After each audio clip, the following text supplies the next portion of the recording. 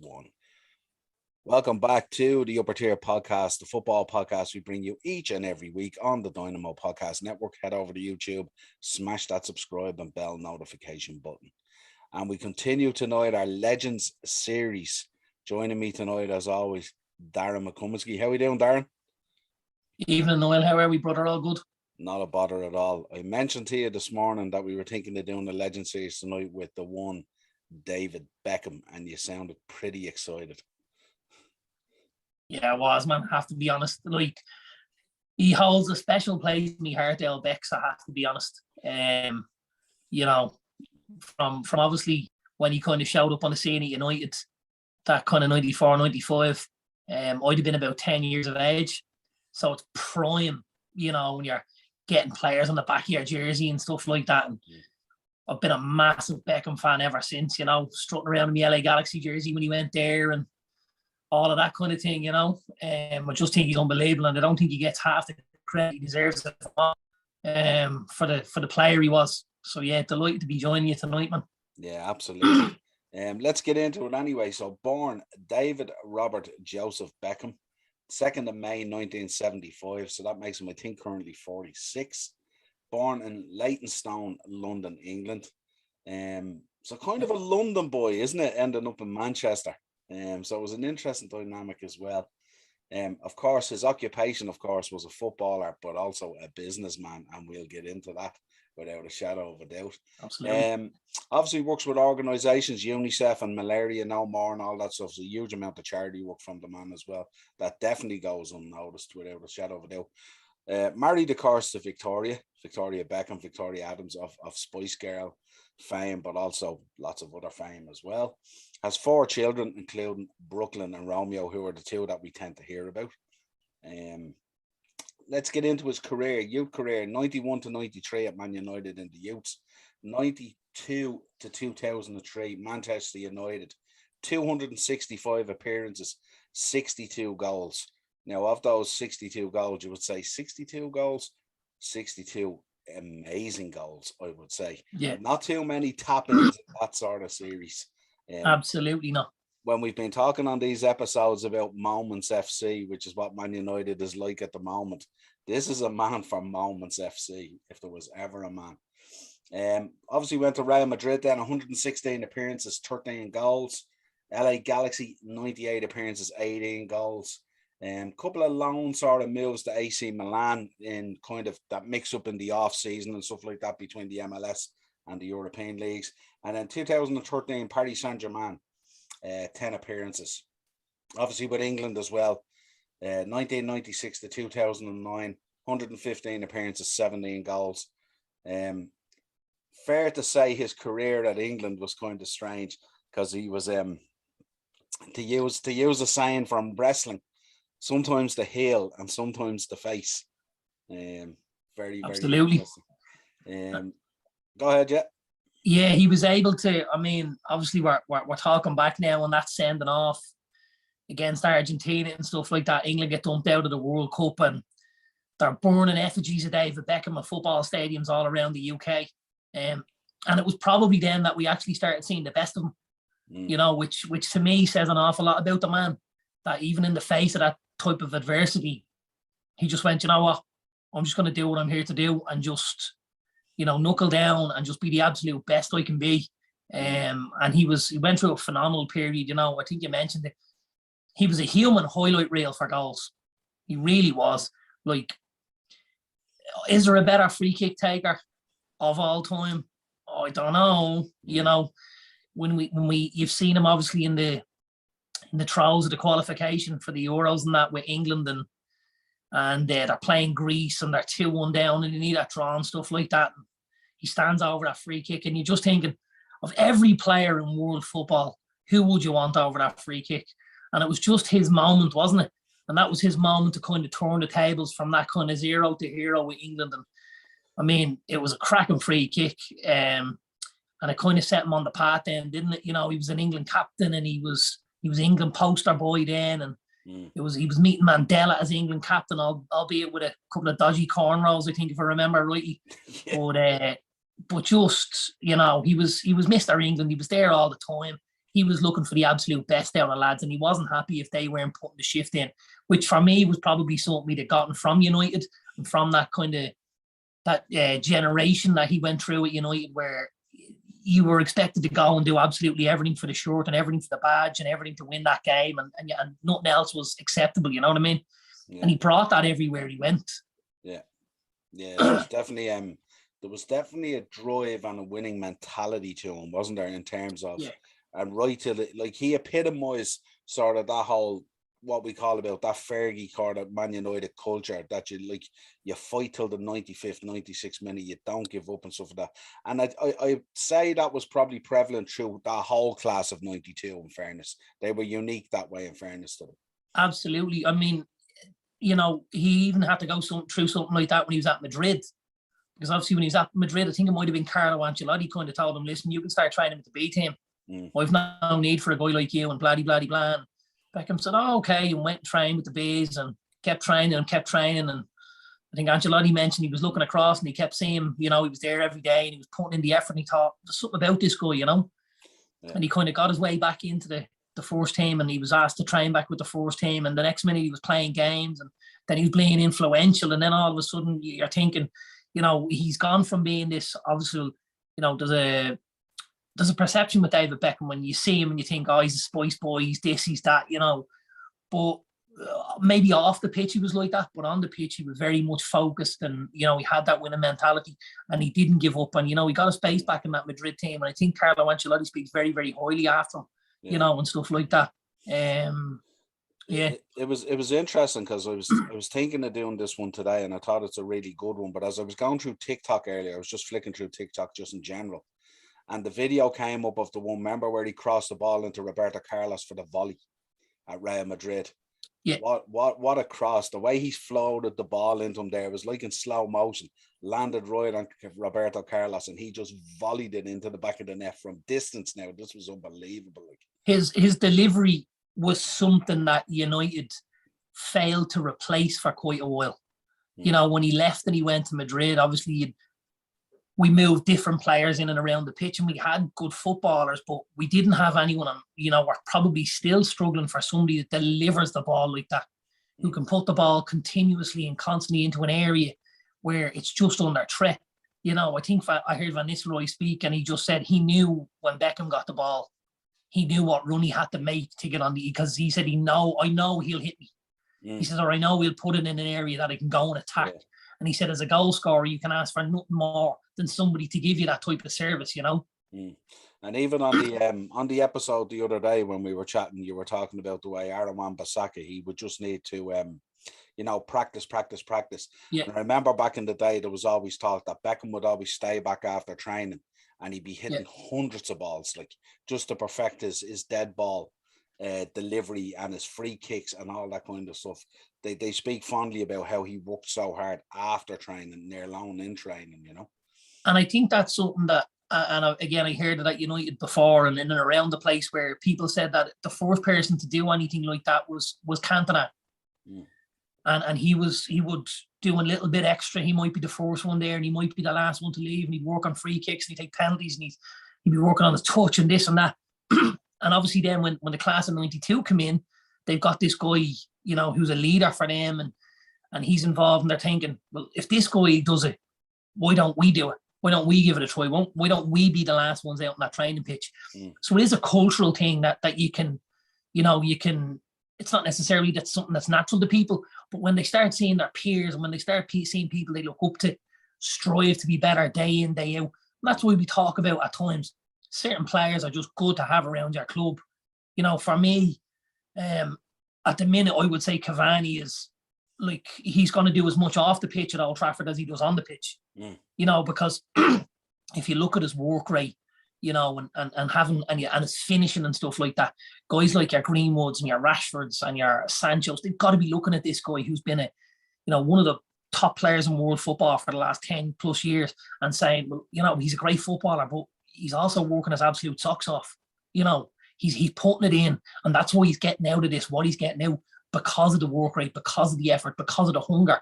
And it's something that we need to keep giving the younger players and making sure that they, they introduce that as early as they can in their careers to kind of prolong things and get the best out of them, Yeah, absolutely. I'll give you a quick rundown through some of his honours, obviously, just to put it in a bit of perspective. I'm sure United viewers who watch our show, they would know this inside out, to be honest. But one FAU Cup, 6 Premier Leagues, 2 FA Cups, 2 Charity Shields, 1 Champions League, which I find weird when I say 1 Champions League with this man. You would think he had 1, 2 or 3 or 4, Yeah. 1 Intercontinental Cup, 1 La Liga, 1 Super Cup in Spain, 2 MLS Cups, and a French league with PSG. And on the individual side of things, I mean, he's won everything from the Sir Matt Busby awards and all this kind of thing. The one that sticks out, he was unlucky with a runner-up to the Ballon d'Or in '99.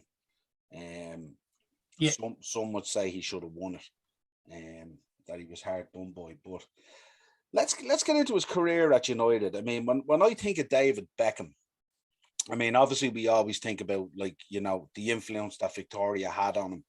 I think he's the first footballer that went out there and created this whole brand type thing, this brand Beckham. I think he was the first one to go out there and really, when we talk about players and image rights and sponsorship and all that kind of thing, he was that one out there, from, it was a mad, like, sponsorships with Brill Cream for his hair, and then he'd suddenly shave his head. And, like, I'm sure he was involved, Calvin Klein, Armani. He was linked through Victoria with a lot of these fashion houses because she had built up a repertoire with them and stuff like that.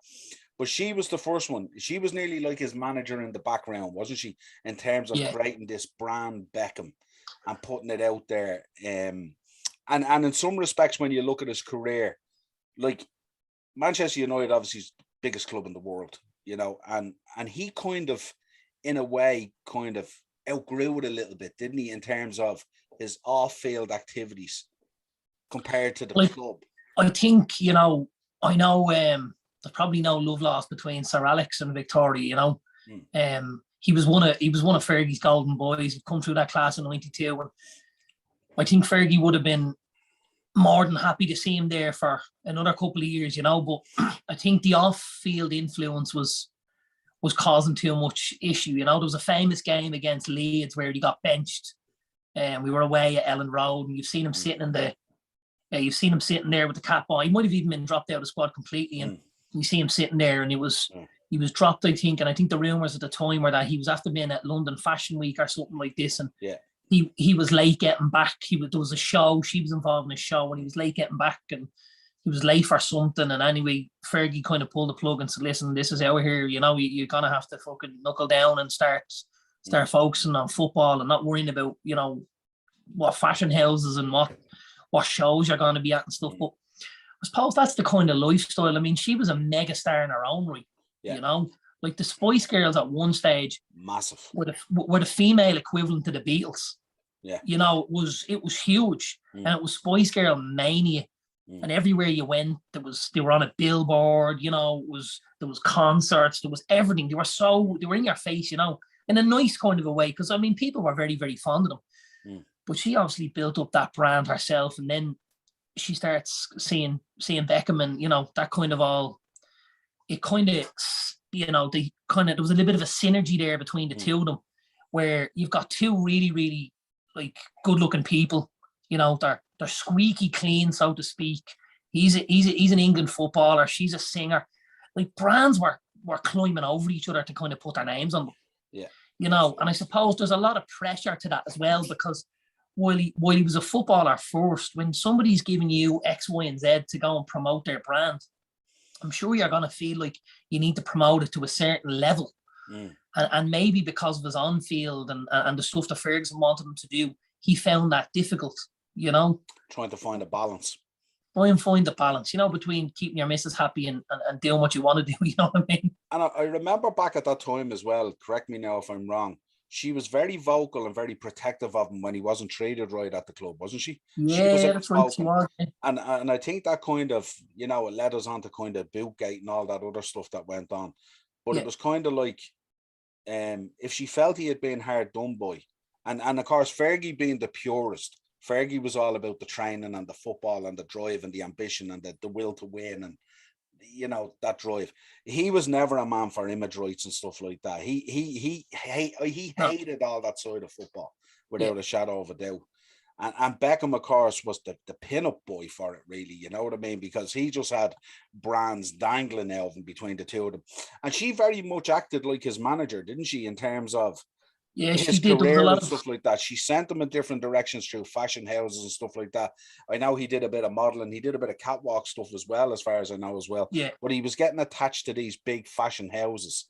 And that whole business side of it was developing all the time. And it really, I think at the time when things broke down, I remember she was so vocal. And I was saying to myself, if you're going to get into the press and you're going to get really vocal up against Alex Ferguson, there's only going to be one winner.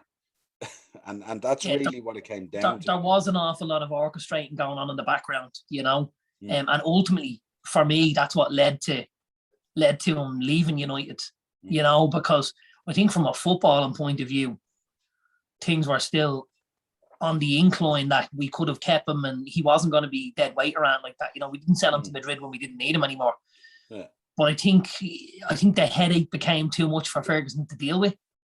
Because, you know, yourself, you've obviously got a certain amount to pull as his gaffer and as his manager, but when he goes home in the evening time and she's talking in his ear, what pull do you have in that situation? You know what I mean?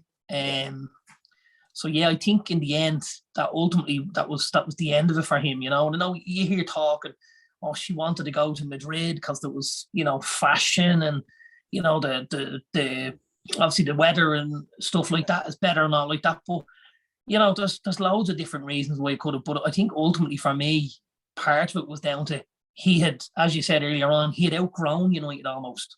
Yeah, I think, and there was a need to kind of, if there was an idea that maybe there was somewhere bigger, somewhere a bigger billboard to promote brand Beckham. Yeah. At that stage, it was Real Madrid, because at that stage you were going through the Galacticos era. You know, where you've got Zidane and Figo and Ronaldo and Roberto Carlos. This is just a star-studded lineup of absolute world ballers. And for him to be able to attach himself to that from a marketing point of view, again, it is a genius stroke. Yeah, you know, and it's an interesting thing when you look back on it and you look at it now, because I mean, obviously when he went to Real Madrid, they nearly encouraged it. They wanted more of it. They wanted their guys related to fashion houses and catwalks and be with superstar models and all this kind of stuff. Any promotion they could get, they encouraged it, you know. And then it's interesting when you think about United at the time. I say to people at the time, United in terms of that Premier League era, they were the first club really to recognize branding and sponsorship and all that kind of stuff to become this mammoth revenue generating brand globally, you know. And it's weird that it was like as if his timing, it's like as if he got out of the traps first. And then United recognized that this is a whole massive revenue stream here we can latch onto. And then they were kind of just behind him on the curve. And when he went to Madrid, then Madrid obviously were all in on that because they just wanted superstars. And because these guys were so talented as well, you know, like if you missed a training session on a Tuesday because you were, you know, front page in Paris on a catwalk or a fashion house, it wasn't that big a deal because these guys were superstars. So it didn't make that much of a difference anyway in terms of their play on the pitch or their position in the team. And they had such a plethora of talent at Madrid that if he was out for the week, maybe it wasn't as big an issue as it was if he was at United, you know. Because they had so many replacements, and there was every time you opened the cupboard there was another Galactico, and you thought, Jesus, how many of these guys do you have in a team? You know. And I think that's the very surprising thing, like you said earlier on. One Champions League I find mental to believe, because obviously he won that in '99 with United, and I mean he was at Madrid for 7 years. 2003 to 2007. Okay, 4 years. 5 years maybe. And didn't win one at Madrid.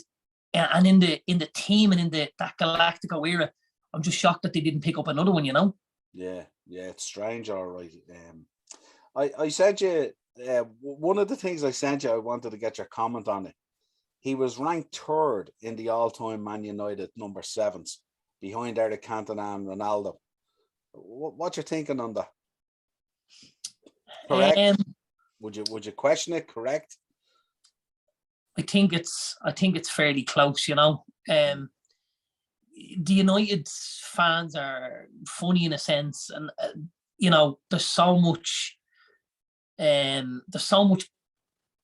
held, so much esteem attached to Cantona. You know, Cantona for United fans was the watershed moment. Yeah, he's mythical, isn't he? He is. There's magical powers there, absolutely. You know, and when people talk about it, when United fans talk about, you know, the greatest number 7s at the club, and that jersey itself is so iconic for United. I find even if you're not a Cantona fan, you're thinking Cantona. You know, it's just the way we've been it's kind of ingrained in us to just think like that, you know. And he's like that unicorn a little bit, Cantona, because we have to remember he wasn't there for a massive amount of time. You know, he really wasn't. Like, he didn't spend 10 or 12 seasons there and win, you know, 8 league titles and 2 European Cups. And I mean, from a European football point of view, he wasn't part of any sort of success at United. You know, everything was attached to that Premier League because United had gone so long without winning that Premier League. And I think fans saw it as that we only returned to that top table, having brought Eric to the club. And I think that kind of gets him over the line. I would argue, for me, I would probably have it the opposite. I think Ronaldo was just out of this world. And I've seen both play live. I've seen all three of them play live. Thankfully, I'm lucky enough to say I've seen them all play live.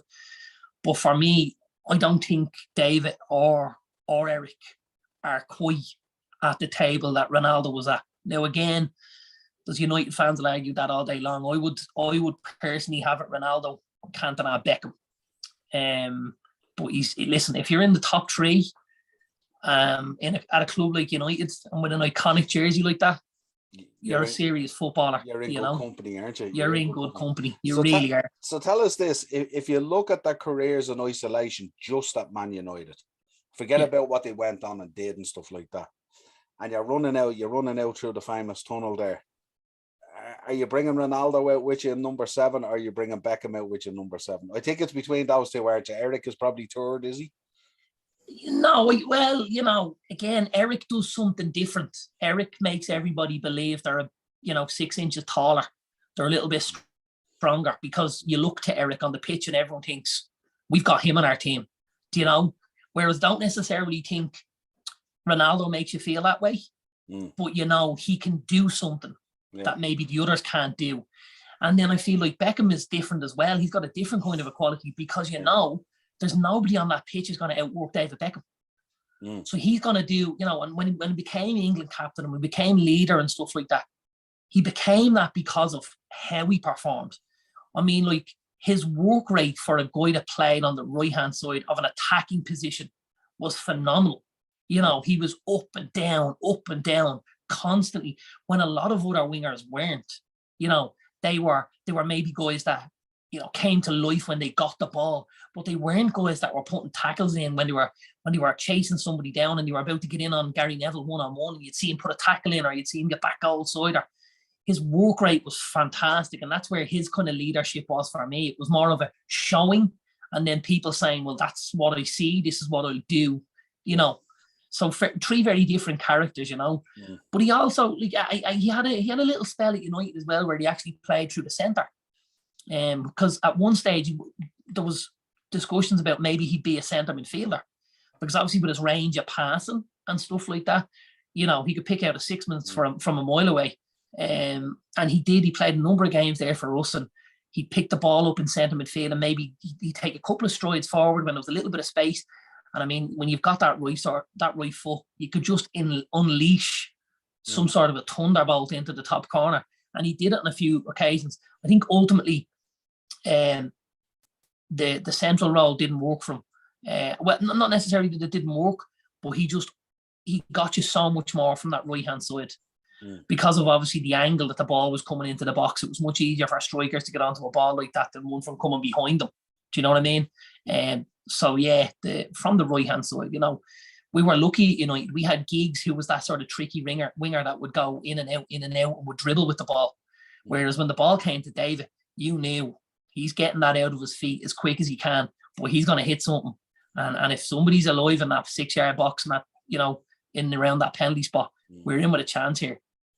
You know, a Greenwood, a Cavani, or a Rashford would relish playing with, wouldn't they? Really, in terms of absolutely, yeah.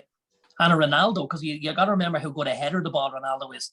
I Yeah. mean, him taking that kind of a delivery and being able to put it into an area where Ronaldo could go and attack, because we've seen him head the ball. He just seems to be able to freeze in midair or something. It's like he's defying gravity. And for Beckham to be able to pick it out like that would have been phenomenal to see, to be honest with you. Yeah, absolutely. I sent you a selection of goals today. I'm sure you had a look at them. Tell us some of the goals that comes to mind when you think of David Beckham. I mean, obviously the one from the halfway line at Wimbledon, I think it was, wasn't it? Yeah, so there's Wimbledon on, and that's the opening day of the season, isn't it? I think so, yeah. Yeah, that's the opening day of the season, and I think we beat Wimbledon 3-0 that day. And Beckham obviously scored from a shade inside his own half. It's an absolute screamer, it really, really is. But he scored so many good goals. One of the goals I talked to you about earlier on, or just a minute ago, was obviously he got the ball against Spurs, middle of the park, drove forward a little bit. Next minute, just let one go and just, nobody stopping it. You've the free kick, obviously, against Greece for England. Massive. Iconic. You've the penalty against Argentina in the World Cup to make it 1-0. They won the game 1-0 in the group stages, that kind of rocket you went down the middle. You've got a couple against Barcelona at the Champions League the year we won it. I think he got one home and one away, if I'm right. Yeah, I think that's right, yeah. You've got, what else have you got? You've got his last one, which was quite a good goal against Everton at Goodison Park. That was his last United goal. And you've got a couple of pretty nice ones at Anfield, if I remember rightly, as well. That's right, 96, 97. Absolutely. Yeah, a couple of good ones, yeah. With that little reverse back the opposite way. The keeper thought he was going one way and he kind of reversed it. Left David James a terrible time. Terrible time. Although I think John Arne Riise managed to level things a couple of years later when he got that one. Remember the Thunderbolt? That's right. He put it past Barthez on the roll. But yeah, he was just, there's so many goals. I don't remember him scoring too many bad goals, or I know people say there's no such thing as a bad goal, and I completely understand that, but there was no or very few tap-ins. Yeah. Everything was at his level. Absolutely. Yeah. Everything was putting his foot through it or bending it or swerving it, or he scored a great goal one day for England. I think they beat Finland 5-0 at Anfield maybe. And he scored like a half volley. And it was like a Scud missile. It was just rising on its way up into the, and you're going, Jesus, hell's got, just a super striker of the ball. Passing, his crossing, his free kicks. He was danger. As soon as he got the ball, the other team kind of understood we're gonna be under some pressure here because of the quality that's gonna come from this guy.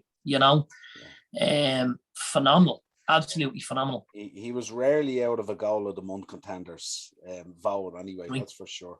If he had scored a goal that month, he was going to be in the mixing bowl at the end, because they were just screamers left, right, and centre. Yeah, I remember the one against West Ham as well. It was an absolute belter. The lob. Yeah, I was at the game. Yeah. I was actually at the game in Upton Park. Okay. It was a Saturday afternoon. I think we beat them 5-3 in the end or something like that. And he lobbed David James. It was a little chip, and we were down one end, and you're just watching this float over his head, and you're going, "Wow, that's Yeah, I always those goals are just so memorable. Like the one at Wimbledon where you see Neil Sullivan and he's just bouncing into the net, like just trying to get back and absolutely destroys himself. He got another good goal, if you remember. You were talking about the shaved head earlier. The day he played against Leicester, the day he shaved the head, and he kind of ran over and did this with the hair, Yeah. And that salvaged us that day as well. So he was, not only did he score good goals, but he was a scorer of, he seemed to know when was a good time to score. No better obviously than England and that free kick, I keep harping back to that. There was something just magical about that, even whether you're an England fan or not. Your team are on the verge of going out of a competition here. And up steps your captain. You're 30 yards from goal. It's central, so there's no real angle. It was amazing as well, because the place went so silent you could nearly hear his heartbeat. And it was real one of those ones, a slow motion one like you'd see at the end of a movie or something like that. Yeah. And the ball just boom, and the next thing he runs off, and even the celebration where he was just, and everyone was surrounding him. And it was like, as you said, after the Argentina situation, it was such a lift off him, that kind of way. It was incredible. Absolutely. Yeah. And it just goes to show memories of the treble winning season. Obviously, he was very influential in that. Phenomenal. Phenomenal. Didn't play in the final. Oh no, he did play in the final. Sorry, we missed Keane and we missed Scholes in the final. Yeah.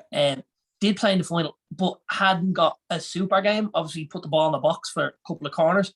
But I think that my big memory from that season, and you mentioned it earlier on, was it was muted he was going to be Ballon d'Or that year. Because obviously United won the treble, and he was scoring these goals, these free kicks away in a new can, and he was just everywhere, and he didn't win it. And I think, I don't know whether sometimes I think players maybe feel like England isn't, if they want to win a Ballon d'Or or something like that, England isn't always the place to win it in. There seems to be a little bit more of a rub goes if you're in Spain or Italy, maybe because they feel like that it's a more technical league. And again, that could be something that maybe led them to believe, you know what, if I want to be the best player in the world, if I want to win these awards, maybe Madrid is somewhere I need to be, And the Premier League at that time, remember, even though you had won the treble, the Premier League at that time as well hadn't got the pull and the influence that it has now in terms of it's now the league, if you think about it. Back then, La Liga and Serie A and all, these were the big leagues, the big draw and stuff like that. Absolutely. So yeah, that now it's like, if a player from the Premier League was to win the Ballon d'Or now, it wouldn't be that much of a shock, really, because it's the amount of quality that's in there now and the ball that's played. Now it's the Premier League and world football, but at that stage we were still, battling for stage rights with La Liga and with Serie A, Yeah, and as you said, the amount of talent that was in those leagues was unbelievable at the time, Yeah. What about the influence? I mean, we touched on it earlier, the influence of Victoria and stuff like that. I mean, when you talk about Brand Beckham and stuff like that, there's a whole other 50% of his life there away from football, which is all this stuff that he has developed, all these other businesses and stuff like that at the time as well. And it was like it grew exponentially so quick, didn't it? And it was like as if it began at the start of a season, and by the end of the season, it was just monstrous. Yeah, it was massive, absolutely massive, and it did kind of snowball like that.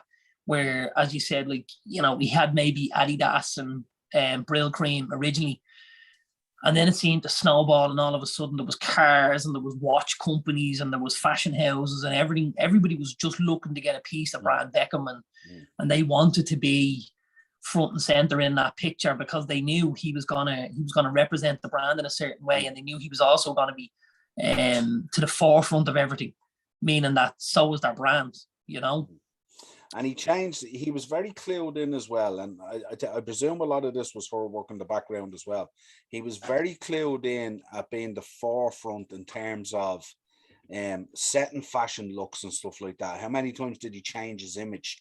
We went from the long hair to the blonde hair to the shaved head to the mohawk, to like a beard, to a schmeg, to a mustache. Like, he changed himself and reinvented himself so many times, but he was always at the forefront of it. He was ahead of the curve, and the followers always followed on then, didn't they?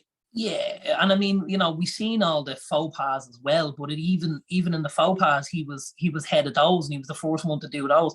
When you seen him walking around in the sarong, and then all of a sudden people are saying he's wearing a dress, and you're like, he was able to project himself like that, and he always wanted to be at the forefront, and he was very comfortable in himself.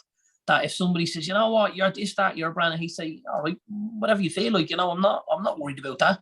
I'm very comfortable in, who I am and in my sexuality and my wife here and my kids, and I'm on every billboard that you're gonna pass by in the next 4 hours. Yeah. So why would I have any issues about wearing things like this or doing things? He was very, very comfortable in his own skin. I think that allowed him to push Brand Beckham to the limits, because if you're a little bit insular like that, maybe you don't have the confidence to walk into a room wearing something like that. Are you the right man to maybe represent some of those big companies? Possibly not. But if you can walk in there and you can make everybody in that room believe that they want to wear what you want to wear, and he had that. If you can do that, you're the guy that they want. we obviously talked. I'm just bringing it up now. You're having a little sip of Coke there, but when we did this the other night, I says to you, "Oh, a bit of Coke," and you says, "Oh, I've got some of that whiskey in it." Hay Club. I buy Hay Club all the time, but I buy Hay Club because David Beckham is involved in it. It's his brand, and that's, and I still at this age, and even now he's not even playing football, I have that affiliation where I've got all that nostalgia as a kid, and you watched him growing up and you thought, well, this guy, he was the guy you want to go for a pint with and the guy all the women wanted to go for a date with. Yeah. So I still have that, and I still think, oh yeah, I'll buy this, Yeah. And he still has that draw. He still has that pulling power. Yeah, like you see him even to this day, how dapper he is, and how but also he, you see him, he can go on the beach in Rio there in Brazil and play football with the locals, and do the UNICEF stuff that he does and all that kind of stuff. But I look at both of them and I look back then, it would have been very easy for both of them to crumble in terms of the British media. But they both they played the British media like a fiddle, didn't they? Really, in terms of, they use the British media to push their success even further rather than go in on them. I'll tell you something the British media failed to see, or maybe underestimated, was how clever Victoria was, because they seen her and they thought, this young one's a dope, we can get at her. Oh, I don't think she was quite the dope you thought she was. No. And she's always been able to just stay ahead of the curve, just stay one step ahead of the paparazzi or of this story or of that story. And she always just kept things moving along at a nice pace where everybody else seemed to be in the rearview mirror, Yeah. Very, very clever and very underestimated in my opinion as well, Yeah, their use of the media was very purposeful in terms of pushing the brand and what they wanted to get out there and stuff like that. Like, I remember even one year at Christmas, someone got me a bottle of David Beckham as a present. And I felt disgusted because I was a Liverpool player, but I just goes to show you, like, it's just the influence that they had was massive. Well, I mean, if you remember back, even the announcement of the engagement, they walk outside the mother and father's house. Obviously, there was a bit of money involved there. They walk outside of the house and she's there in the coat and there's pictures, but there's paparazzi everywhere. Yeah. And that was at a stage where he wasn't Brand Beckham. He was only, one of the class of 92, let's say, or you know what I mean? So even from that stage, she knew what she wanted to do. And she knew how to get that out. But it's amazing as well when you look back at it. I mean, there must be, what you call, I mean, sometimes when these celebrities get together with footballers and stuff like that, it's like it's taking advantage of a situation to push something maybe. But obviously with these two, there's genuine love there. They're still together to this day, and still as strong and as bonded when you see them in public and stuff like that. And obviously with the kids and the family and all. So obviously at the start you look at it and you go, yeah, here's the Spice Girl who's lashing on to the footballer, and the football latching on to the Spice Girl, and like, yeah, we'll give this maybe about 5 years and it'll break up, and whatever it is, it'll fall apart. The British media will go in on it and absolutely rip it asunder as they do and destroy it and stuff like that and all. But it shows the resolution, the resoluteness of both of them, that like together still, Anna's in love to this day. I mean, it's not like they haven't had hurdles in the way either. There's the Rebecca Luce thing as well, and so that they had got ups and downs as any couple and married couple will have, but they stuck at it, and he wasn't willing to give up on her and vice versa, and there's a lot to be said about that as well. And they've obviously got a serious amount of love for each other as well, and the fact that she was so influential in his move out of Man United as well, I mean, which leads us on to a nice segue now where we have to kind of touch on Bootgate, which is I think it was the frustration of Fergie had boiled over, and the talk was he threw a boot. He kicked the boot. Or he kicked the boot. But what a kick, because it split this guy just above the eye, didn't it? And he got a few stitches. That's right. And that's what the famous line was. He said, if I could have thought I was going to kick that boot and I hit him in the thing, he said, I'd still be playing football. Yeah. Do Yeah. He kicked the boot off the ground and it just so happened to nip up and catch him above the eyebrow, literally right in the eyebrow, which is a softer part of the skin, which is easily split. Yeah. You see what boxers and all, And I remember at the time as well, I mean, they always had these big black Range Rovers, didn't they? They always had these Range Rovers. And I remember he was leaving the ground, or not leaving the ground. I remember he was leaving and they showed the full extent of the injury with the stitches in the eyebrow and all and stuff like that and all. And it was painting Fergie in a bad way as being this bully and stuff like that and all. And Victoria played up to it, of course, great in the end. You know what I mean? She was going. He lapped it up. Yeah. Absolutely lapped it up. It was another little way for her to kind of get him a step closer to the exit door at Old Trafford, and get that mega move that she certainly craved, and he wasn't kind of fighting hard enough against either. You know what I mean? Yeah. What was your feeling at the time about the move and him leaving?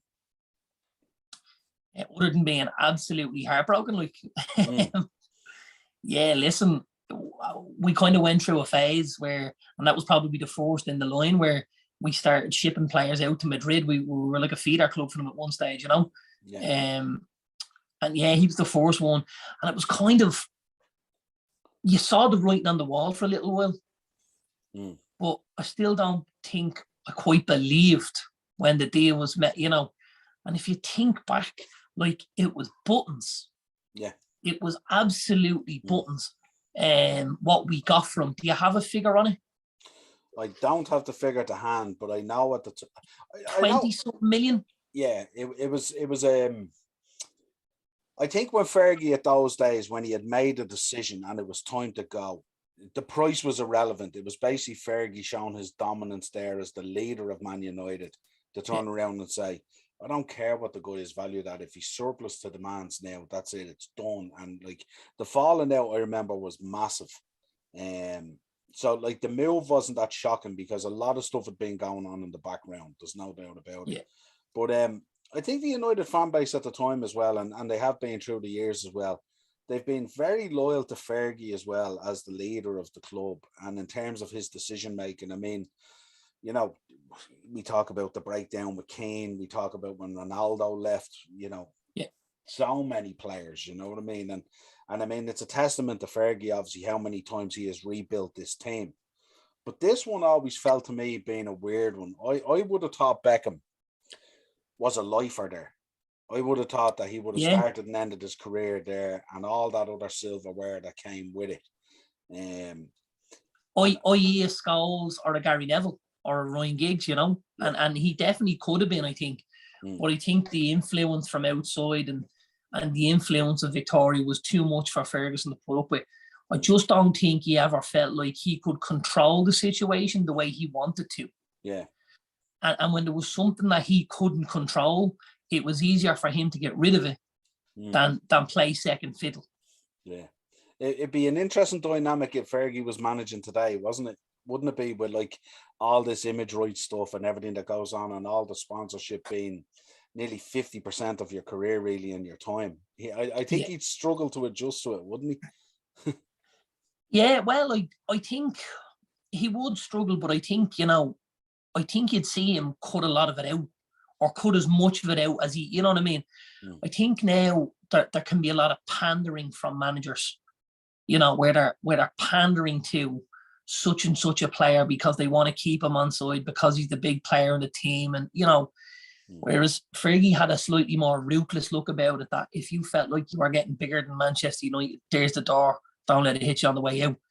I don't think he'd have put up with a lot of the stuff that we've seen, you know, since he's left. You know, I think, you know, the likes of and not to kind of paint them in a bad light, the likes of the Pogba and the Lingards with the social media stuff. And of course, it's a completely different era and life is very, very different. You know, I think he'd been very accepting of something like what, say, Marcus Rashford did, because it was done in a humanitarian sort of way and it was done for the right reasons in life.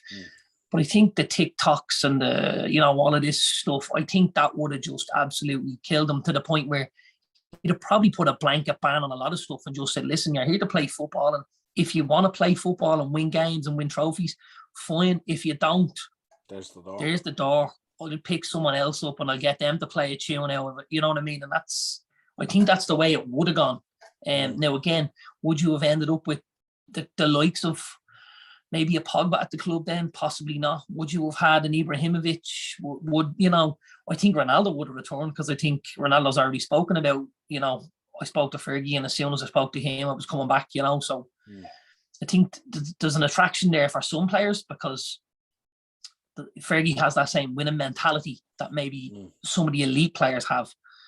But then is there that mentality with all the players where you see they want to be the brands and they want to have, you know, these little Instagram accounts and their Twitches and their all of this stuff? I think that would have been too much for the man, you know? Yeah. It would have been insulting to him as well. Yeah, I mean, him coming from such a working class background as well and that kind of thing. But as you said, things evolve and, you know, management styles have had to evolve as well. And that role of player liaison and all is now massive. You know what I mean? Yeah. So, I suppose what else can we say? I mean, to sum the man up, I mean, you best may as well sum him up. I mean, if you want to sum him up in a few words to finish out the show, because it should be you who do it. I just think when I think about him, I just think icon. You know, that's, I think, megastar. I think somebody that, you know, transcended football. You had little women in the street walking down the road and they knew who David Beckham was, but they'd never seen a game of football before.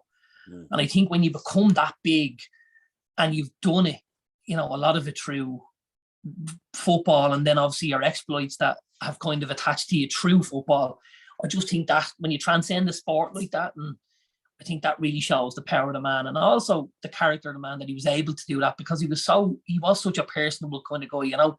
He was always a good speaker, although, you know, in a squeaky voice. He was a good speaker and he was a good talker and he liked to put things over properly for himself and for businesses or for brands that he was, you know, endorsing and stuff like that. So I just think the man was an icon and I don't think he gets enough plaudits from me. Yeah, I tend to sum it up as in, whether you love or you hate Man United, you have to recognise quality and world class and all that kind of thing, and he was the epitome of that. And I have to say, at the time, I mean, from an outside point of view, I used to relish the wars that he had with Fergie and the battle that was in the press and stuff like that. Was the only thing I could cling on to in terms of a distraction to give other teams a chance at that time. So it was well received outside of the club anyway. But as always, a pleasure having you on. This has been your Legends series with Manchester United's number 7, David Beckham. Till next time, Darren. Thanks, buddy. See you soon. Cheers.